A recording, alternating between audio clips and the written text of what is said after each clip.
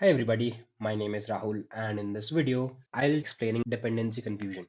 Now if you see here, I have two snippets of an article. Now before I go over these, let me tell you from where I got these. So the basis of this video is from Alex's post. Now I created a similar video before, but I realized that audio quality was pretty terrible. So I'm giving it another shot with the same POC that I had displayed. This time, I'll also be try to explain how you can also accomplish this by uploading your own packages and a few things that you will have to remember. Before I talk about dependency confusion, let's find the motive behind it. So these issues are pretty easy to find, and also they promise you a big bounty based on how large the company is or how large their infrastructure is that's using that particular library. So we'll talk about that. So let's suppose that you are performing a pen test, be it a white box or a black box pen test, and you have a web application in scope. So what happens in enterprise level clients is that they might have one application, but that application might be integrated to thousands of microservices. Now, these microservices could be interacting with database, and these microservices could in themselves be applications or API interfaces. But in typical enterprise grade scenario, what you would typically find is that these microservices would all be internal, and they will have a security group or a network firewall that typically have an ingress, which means no incoming of traffic except from this application, and egress, which means outflow of traffic would always be there.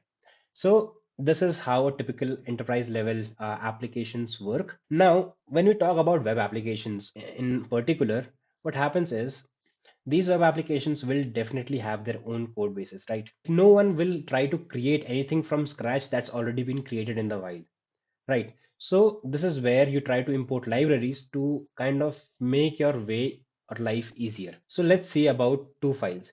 The first is for npm and the second is for Ruby.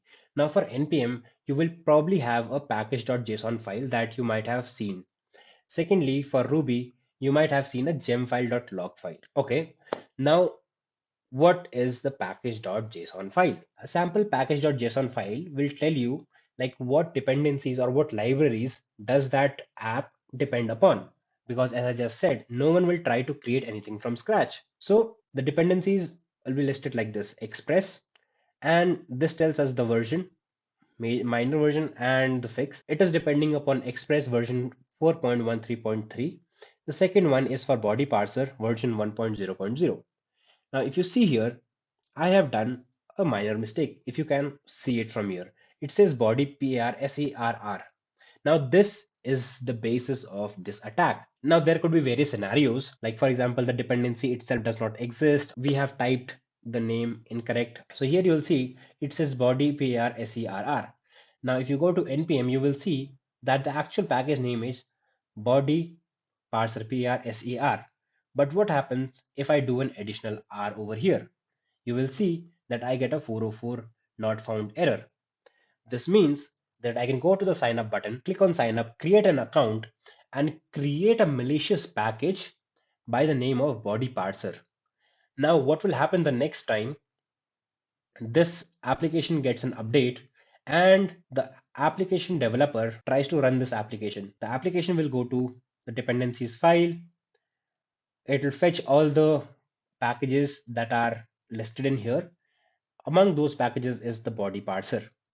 Now what will happen is once body parser is installed, which is malicious, I can make it to do a lot of different things. For example, I can use the DNS exfiltration method, or I can use even simple HTTP plain requests to kind of exfiltrate data. I can run malicious command in itself within the microservices or the web application itself and gain over the internal infrastructure or the web application in itself. So enough of this theory. Let's go and do some hands-on. All right. So I have two files in here. The first is index.js file, which is the malicious file, and the second is package.json file. Now, how did I create this package.json file? You can type in npm init.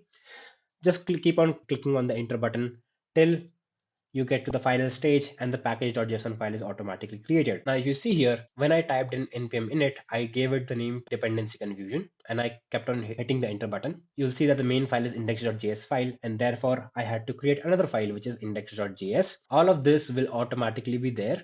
The only line that I've added is pre-install node index.js. Now I had to create an index.js file. Now, how do you execute code using npm or node? You require a library called child process. So now I can execute command using child process. Now what am I doing here? Now I'm calling the whoami command and saving it to a, and I'm calling the curl command and I'm appending a as an endpoint to 127.0.0.1. In the previous video, which I'll be linking down here, I had used the DNS exfiltration method, but here I'm using a simple plain HTTP request using curl command.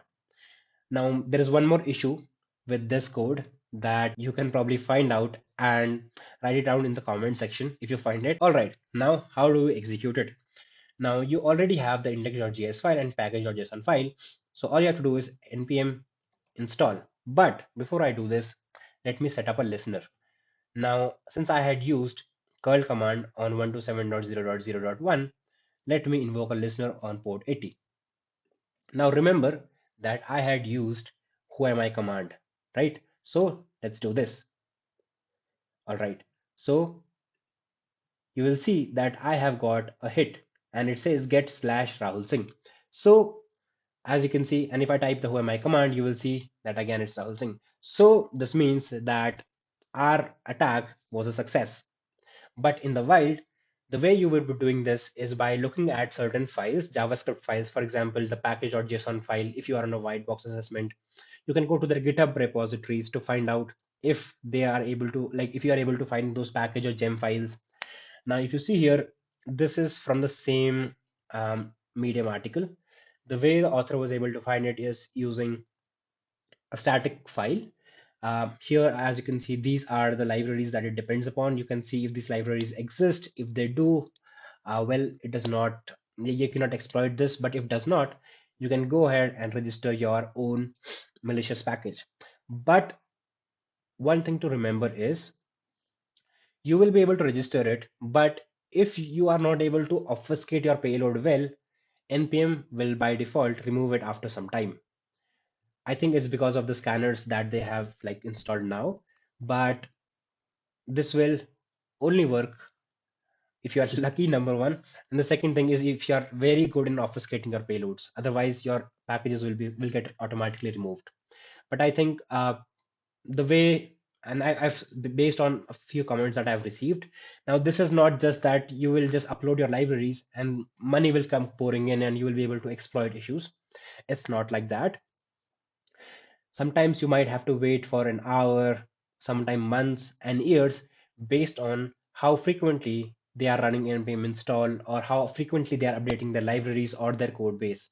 Now, if they never update their packages, well, you will never get a hit. But if they do, you will get a hit. And also you will have to always keep your server or word listener or anything on so that you get hits like this. So yeah, hopefully this video was helpful to you in some way or the other. So thank you guys.